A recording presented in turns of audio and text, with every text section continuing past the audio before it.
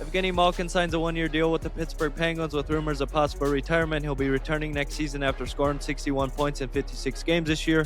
He received a 1 year at $5.5 million, so he get one more year of the big three of Crosby, Gino, and Letang.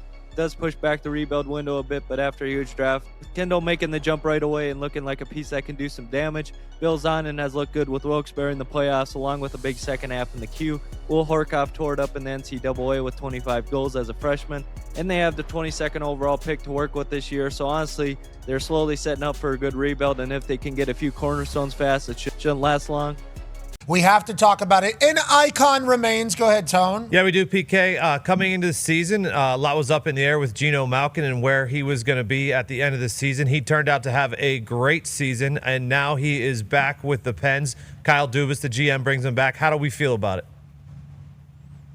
Well, listen, I think it's been a long time for those guys, right? And, I'm sure for a lot of people, they want to see that next wave, but I'm different. I see Evgeni Malkin and Sidney Crosby as guys that are still players that can have an impact, as long as they're not the guys that you have to rely on every single night to drive the bus. And I think we saw that kind of towards the end of the season. With Gino and Crosby kind of out, the Pittsburgh Penguins were still able to put points up on the board and find ways to win. So I think that speaks to the culture.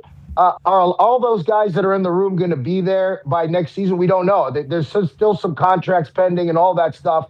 But I think the number that he comes in at $5.5 million is something that they can manage. And you saw the B-roll of him signing the contract. It's great to see him with that big smile and with that spirit. And that's why he's still playing the game. He still loves it.